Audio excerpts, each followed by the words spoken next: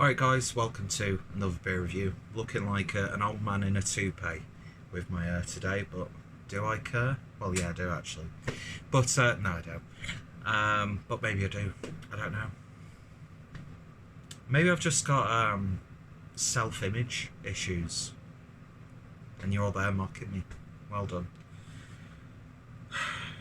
Anyway, no, just jokes, people. So this week we're going to be looking at the most recent beers that are available at Tesco's. Now, by the time you're actually seeing this, I think you've all tried the beers or the ones that are available in your local Tesco.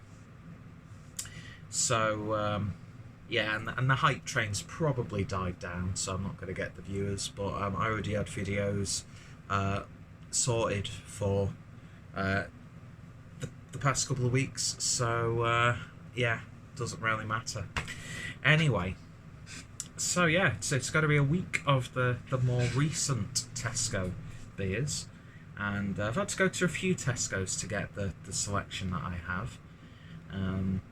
I did get the one that I was looking for the most, which you'll be seeing probably a little bit of a special video at the end of the week, if I remember to. Probably won't. Mentioned it now, so setting people up to be disappointed, but then again, it is the Clueless Drinker channel. What did you expect? So I thought we'd start on the dark path. Now, one of the big things about the last wave of beers that were in Tesco's, which, by the way, full respect to Tesco's, and can't remember the guy's name who's the beer buyer for Tesco's, but he knows what he's doing, and he's managed to get some really interesting sounding beers in on both occasions, and of course whenever he's negotiated. Some core range stuff from some breweries, as well as the Tall Boys. It's primarily Tall Boys this. In fact, it's pretty much all Tall Boys, unless, because I've got a few weeks to upload this, I might get a few more to make a whole 7 days worth of reviews. I don't know how it's going to pan out, so stop judging me. But yeah, one of the big things of the last sort of batch of beers was there wasn't enough sort of darker beers. It was all, with the summer months coming up as they were being released, there was more pale ales, IPAs, sours, that sort of thing. There's still a lot of that, don't get me wrong, but there's a little bit more emphasis on the darker side, and I've only managed to get one so far. But hopefully that'll change if I get to visit Tesco's again.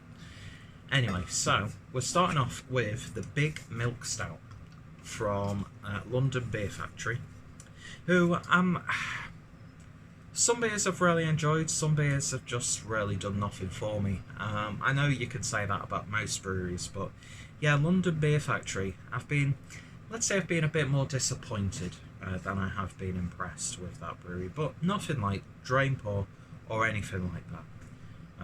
But then again, there are so many breweries out there, so sometimes breweries will just, give you that sort of, pardon my pun, bitter taste in your mouth.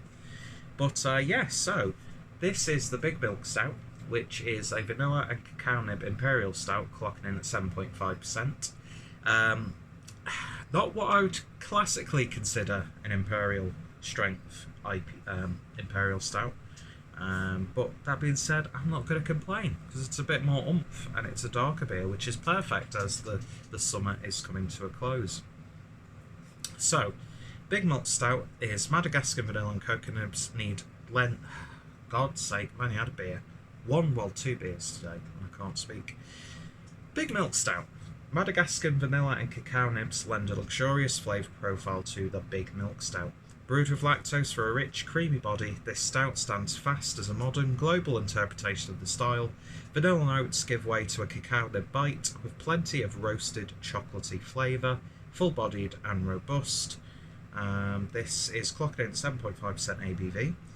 Malts are local Amarisota, oats, crystal, roasted barley and chocolate, and then hops are Magnum.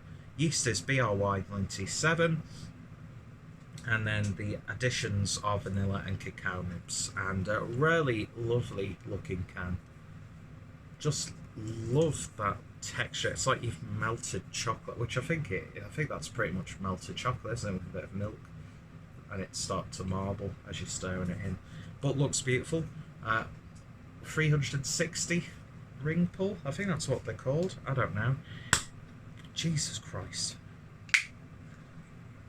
Very generous pour, as per usual. Well, I think it's just down to the style of can, is it? Because you don't really get to see too much inside. But yeah, look at that. There we go. So let's give that a pour. Just using that one as an ashtray. In fact, if you bear with me 1 second, I will get myself a fresh glass. Using my St. Mars of the Desert glass. Beautiful little brewery. I think I say that every time I pull that glass out. So let's give it a pour. You have to be aggressive at first, also just dribble down the sides. And there we go. Well, it's pouring like a 7.5% Imperial Stout. I'm using that word very loosely, but I'm sure at some point in the history of beer, 7.5% would have been classed as Imperial. Of course, if you go off, you know, historical measures of liquid and stuff. I don't know what the fuck I'm talking about. I pulled that out of thin air. Talked absolute bollocks, but anyway. But yeah, beer in the glass then, and that to me is pretty much jet black. Although when my camera sort of did a contrasty thing, or exposure thing, it actually made me out to be a complete liar, because you clearly see some nice brown oaky hues to it. But looking at it here without that big light there, this to me is a jet black beer, but no, it's oaky and chestnutty, I would say. Head disappeared pretty quickly. I don't know why I feel like I'm clogged up. Hope I don't have a cold, because that would be fucking awful in this heat, and apologies for the language. But yeah, let's give it a bit of a swivel. Spill it on the floor. Great job, Peter. Happy days. Put it all over your pyjama pants. It's perfectly fine. It's Sunday. So, on the nose. Oh yes. Big, roasty, chocolatey, fruity vibes coming out of this one. There's a little bit of vanilla coming through from the lactose. Cacao, yeah. It's got more of a like a bitter dark chocolate that you'd sprinkle on top of a cake or something, or like what you'd sprinkle on top of a tiramisu. Quite fruity actually.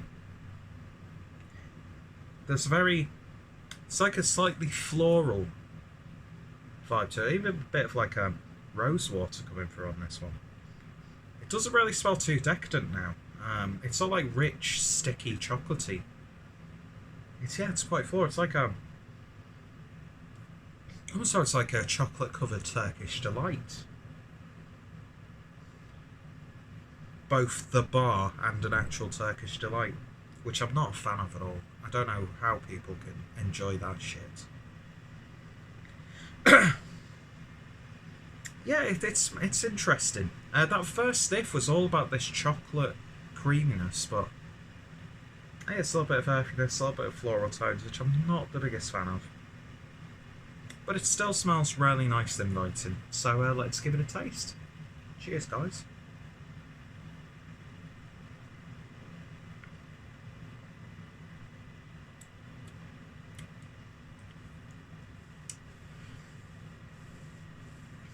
Not a big fan of that, not gonna lie.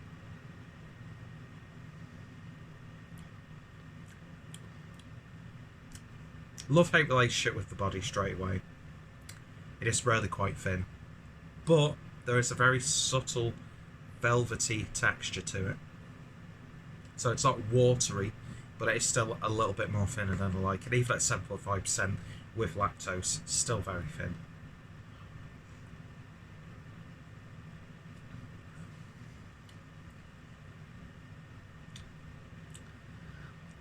Vanilla. On the nose, it's subtle, but on the flavour, just way too much. And that's just personal preference. That's not like a dig or anything like that, but a bit too much vanilla for my tastes. And yeah, it's getting that floral character on the flavour as well. I'd like it to be a bit more chocolatey, to be honest. But then again, it's not described as chocolatey, is it? It's vanilla and cacao nib. So you're getting the real earthy minerality from the cacao nibs. And I think that's what it is. So in that way, it's doing exactly what it says on the can. But I just wish it was a bit more decadent. This is a bit more floral. It's a little bit more earthy, a little bit more fruity. Not drinking like 7.5%, but drinking more of like a 4 to 5% lower ABV, obviously lower ABV. Sort of like a lower ABV milk stout than anything else.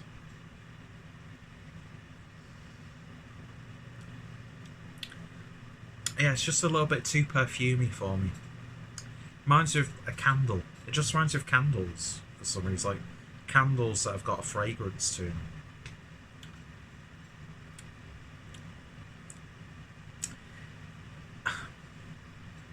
I'd be lying if I said this is a bad beer.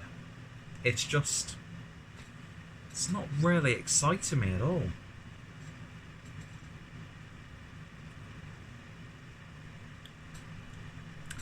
Almost has like the maltiness that you'd expect from like dark fruits of like an English strong ale or like a ruby ale. I'm gonna happily drink it. You know what I mean? It's far from a bad beer, but just really not doing anything for me. I have to be honest. I'm a little bit disappointed with this one. It's a little bit abrasive with the earthiness from the cacao nib, and way too abrasive with the flavour of vanilla. And I don't like stuff that have got a strong vanilla flavour or vanilla-like flavour. And yes, I know the exposure's awful on this video, but I don't care. Quite frankly, my dear, I don't give a damn. So yeah, in terms of a rating, and to kickstart this week of supermarket beers, I've got to be honest. I was going to say I'm going to be honest, as if I'm never honest in beer reviews. Got to be honest. Did it again? Got to be honest. Not impressed. Just not doing it for me. It is brewed nicely, but it's like, I think they've gone a bit too hard on the vanilla and cacao nibs, and with that malt build, I'm expecting a bit more of a bulkier body and a bit more of a satisfying body, but it's just not delivering it. But that being said, some people might really, really love this, and that's absolutely fine. I hope people do, because I want to see the likes of, London Beer Factory, excel. I want any brewery to excel at the end of the day, and I think this is a great opportunity for them to have their beers in Tesco's. And for £3, I'm not going to be too disappointed. I've had beers like this that I've paid nearly £10 for, which have had a similar sort of theme to them, which have been so much more underwhelming. Price does come into that at some point, of course. You always got to contextualise it. But yeah, as a beer in its own right, if this wasn't £3, take that out of the equation so it doesn't affect the score. I've just got to give it a 5.5 out of 10. It's just an above average beer, and it finishes a bit heavy on the gut actually, the more I'm thinking about it. I think they may have put a bit too much lactose in there. I really need to reach the back of my throat and just cough up phlegm right now. But I'm not going to, because that'd be fucking filthy. So yeah, 5.5 out of 10 from this. Some people might really like it, some people might really hate it. I just think it's a bit... So, standards there, we can only get better throughout the week. So yeah, if you've tried it, let me know your thoughts, opinions down below. Are you a fan of the brewery? Are you a fan of the beers that are available in Tesco's?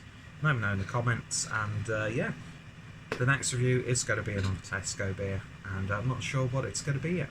So I hope you'll join me when it's uploaded. And I was worried that would people still want to watch these videos even though it's going to be 2-3 weeks after the beers have been released. But it can take up to a month for people to find these beers in the first place, so I think they're still going to be relevant, but I'm not bothered about that. If I was bothered about the views, I wouldn't be doing beer reviews on YouTube, let's face it. So yeah, London Beer Factory's Big Milk Stout, nothing really big about it. I don't like Imperial Stouts, or stouts of this ABV being labelled as Imperial. I'm sure they're at that point where they can be labelled Imperial, but Imperial to me is like upwards of 9-10+%.